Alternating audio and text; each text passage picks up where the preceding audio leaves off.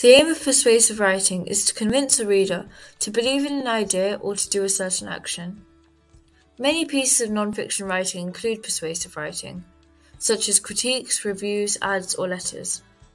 The example that I will use in the video will be a persuasive letter to convince your parents to buy you a new dog.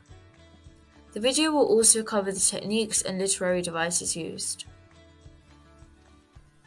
Dear Mum and Dad, I know exactly what your initial response will be to the question of "Can we get a dog?", which is why I have chosen to present my case as a letter instead of in person.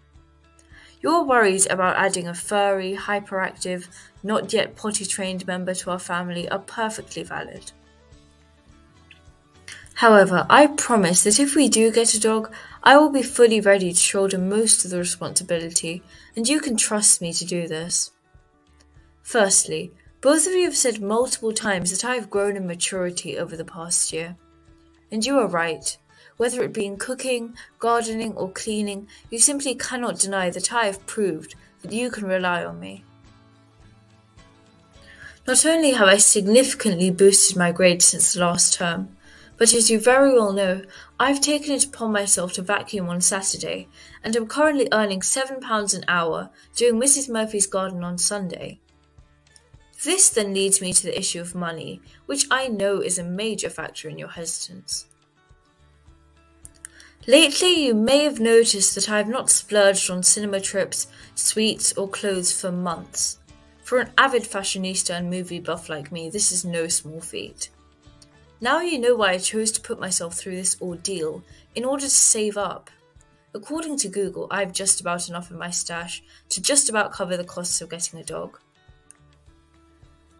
I will of course need a bit from you, but I assure you that it's not an alarmingly high figure. Also, the very fact that I have shown such perseverance just shows my absolute dedication to this cause, surely. By now, both of you can probably tell that this is something that I have been dreaming of for quite a while. During this time, I've been researching all there is to know about caring for a dog. Quiz me on dog grooming, dog health, or dog training, and I will have an expert's answer to every question. After months of hard research of a dog's needs, wouldn't you say that I'm better prepared than most would be to get one? I'm not denying that I will need help. This is a family decision, and so every member in the family will have to pull their weight. But I believe that it is something that will change our lives for the better. I've already promised that I will shoulder most of the responsibility. And just admit that you do like the idea of a capering puppy to baby. Especially now that I'm an unlovable, grumpy teenager. I'm quoting you, Mum. In conclusion, I really think that with the assistance of both your guiding hands and valuable advice, I'll be able to undertake this huge task. I rest my case. From your loving, responsible, diligent daughter. Here are just some good phrases and words to use in persuasive writing.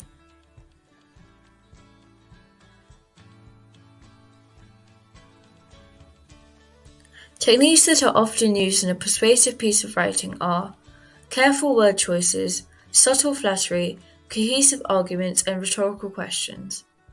It would also be ideal to include an introduction and a conclusion. With flattery, it's very important that you keep it toned down, because otherwise your audience may think that you sound insincere. Here are two examples. One example is from the previous text. I really think that with the assistance of both your guiding hands and valuable advice, I'll be able to undertake this huge task.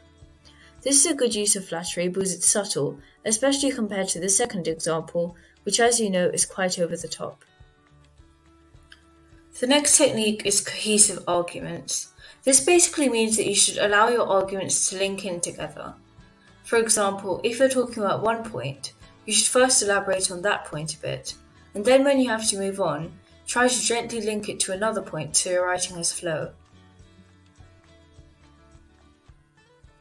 In this example from the text, you see how I go from my first point, which is talking about how I've become more responsible, to my second point, which is about the issue of money. Rhetorical questions are a good technique because they are a way of interacting with your audience, while at the same time making them think for themselves and also making your writing interesting to read. Here are 2 examples from the text. After months of hard research of a dog's needs, wouldn't you say I'm better prepared than most would be to get one? Or maybe the next one. When was the last time you had asked me to make my own bed? These 2 rhetorical questions, as you can see, are both very relevant to the argument, but they also add a conversational element to the piece. Another important factor is tone. Depending on what type of persuasive letter you're writing, you should adjust the tone to match. If you're writing a letter to the mayor, don't use the same language that you would writing to your friend. In this letter, at some places I sometimes used a rather light-hearted air because I was talking to my parents. Thank you for watching. I hope you found the video useful. Please don't forget to like and subscribe to Gia's Writing Corner.